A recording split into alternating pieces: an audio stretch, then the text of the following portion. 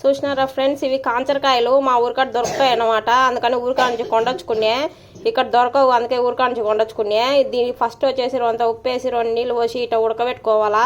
ఉడకబెట్టిన తర్వాత పోపు వేసుకోవాలా. ఇలా ఫస్ట్ 1 రొంత నూనె వేసుకొని ఇన్ని ఆవాలు, ఇంత జీలకర్ర, ఇన్ని ఉద్దులు బాగా ఎర్రగా అయినంత వరకు వేయించుకోవాలి ఫ్రెండ్స్. ఇట్లా ఒక ఎర్రగడ్డ కోసుకొని పోపులో తిరువాతలో వేసుకోవాలా. ఇట్లా ఒక ఎర్రగడ్డ ఇంత ఉప్పు వేసుకొని బాగా వేయించుకోవాలా ఫ్రెండ్స్, పచ్చాసన పోయేంత వరకు. దాంట్లోనే 1 రొంత పసుపు వేసుకోవాలా ఫ్రెండ్స్. ఇట్లా ఎర్రగడ్డలు ఎర్రగా వేయించుకోవాలా. ఇన్ని కాకరకాయలు అయితే ఇంకా కాకరకాయలు కాంచరకాయలు చేయాలంటే మా ఇంట్లో గ్యాస్ సగం అయిపోతుంది. ఎర్ర ఏగుతేనే తింటారు మా ఇంట్లో, లేకుంటే తినరు. ఇట్లా కాంచరకాయలు బాగా ఎర్రగడ్డలు వేగిన తర్వాత ఇట్లా కాంచరకాయలు వేసుకోవాలి.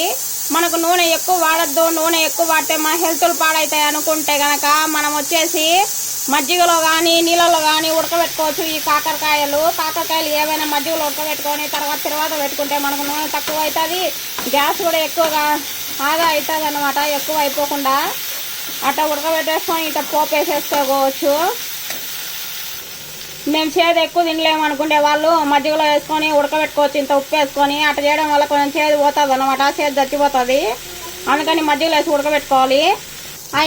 అయిన తర్వాత లాస్ట్లో ఇంత కొబ్బరి పొడి చల్లుకోవాలి. కొబ్బరి పొడి చెప్పినా కదా నేను, ఇంత కొబ్బరి తీసుకొని ఇన్ని తెల్లవాయలు ఇంత ఉప్పు వేసేసుకొని మిక్సీ పట్టుకొని నేను రెడీగా పట్టుకుంటాను అనమాట. ఇట్లా తాలింపులు చేసినప్పుడు తొందరగా అవుతుంది ఇట్లా కొబ్బరి పొడి రెడీగా ఉండడం వల్ల. ఓకే ఫ్రెండ్స్, ఈ వీడియో కనుక మీకు నచ్చినట్లయితే లైక్ చేయండి, షేర్ చేయండి, సబ్స్క్రైబ్ చేయండి.